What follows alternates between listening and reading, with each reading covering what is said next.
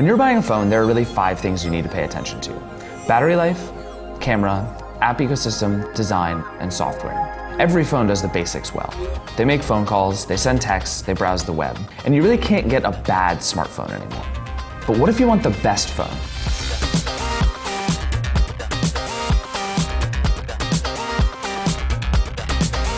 If you want to buy a phone you know you'll be happy with and just not worry about it anymore, you should buy an iPhone 5S. It's just the best all-around smartphone on the market.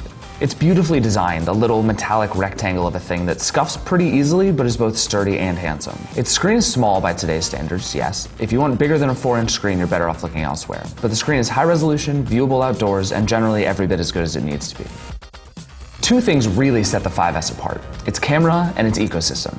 The 8-megapixel camera is the most consistent, sharpest, simplest smartphone camera you'll find. Other phones offer cool features the iPhone doesn't, but there's just nothing that matches its picture quality and ease of use. And then there's the App Store, filled with hundreds of thousands of great camera apps, games, productivity tools, and pretty much anything else you can think of. Sure, every platform has Twitter and Facebook and Angry Birds, but iOS gets the best apps first, and it gets great apps that no other platform ever sees. And that's all not to mention the huge ecosystem of speakers, docks, Apple TVs, and cases that only fit the iPhone. It may not be perfect in every respect, but if all you want is a phone that you know you'll love, that you'll never have to worry about, you should buy a 5S.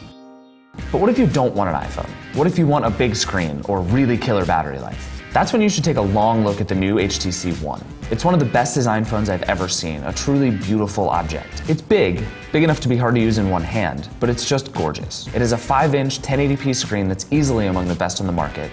It has a battery that lasts a day and a half without trying very hard, and it has one of the better customizations of Android you'll ever find. It has great speakers too, and seriously, it's just beautiful. The One has just a single big compromise: the camera.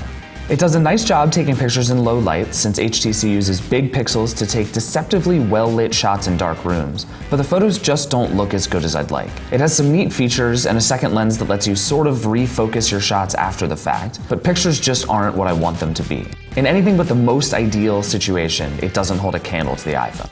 If you do want an Android phone that takes great pictures, you have a couple of options. There's the Samsung Galaxy S5, which has a 13-megapixel camera that takes good but unspectacular pictures pretty much all the time. Actually, everything about the S5 is good but unspectacular. It has a good screen, some useful software features, and great battery life. And it's waterproof, which I really like. But it has a plasticky design, which is better than last year's S4, but still not exactly attractive. And it's still too full of overbearing and unnecessary software and bloopy sound effects to really be a great, enjoyable device. There's nothing terrible about the S5, except maybe the design, but there's really nothing to be all that excited about either. I like the Nexus 5 too. It feels a little more expensive than some other phones, even though it isn't. And I like that it comes with pure, unadulterated Android. But its battery life and camera can be spotty at times, and there are some dangers with things like customer service when you buy a phone directly from Google. If you're a picky purist, you won't want anything else, but most people can probably get a little more for their money. Phones really aren't one size fits all. Different things work better for different people. The best example is probably the Samsung Galaxy Note 3. It's huge. With a 5.7-inch screen, it's too big for your average skinny jean and for your average customer. But if you want a big phone or you want stylus support, don't even consider another phablet. Samsung invented this kind of phone, and it's still king. On a similar note, if all you want is crazy, insane, outrageous battery life, you want to splurge for the Motorola Droid Max. I don't like much of anything about the way this phone is designed, but it'll last 2 days and then some. Now for a slightly smaller phone. The Moto X is designed to be a straightforward iPhone competitor. Simple software, easy to use, easy to understand. Its problem is that it has slightly outdated specs that are only going to become more outdated over the course of your 2-year contract. It's a good phone for basic users, and I love the ability to customize it, but you might find yourself wanting a little more. Honestly, that's really the end of the list of phones you should consider.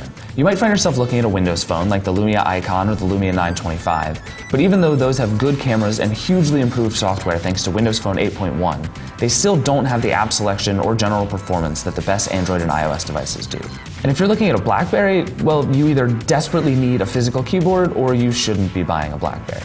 Honestly though, no matter what you leave the store with, you can leave knowing you bought a phone that will do just about everything you absolutely need it to. What you're choosing among is the details. Which design do you like best? Would you rather have a killer screen, or a big battery, or a great camera? Do you like iOS or Android better? For my money, the iPhone 5S is an easy choice. It may not be the best in every category, but it's the best smartphone you can buy.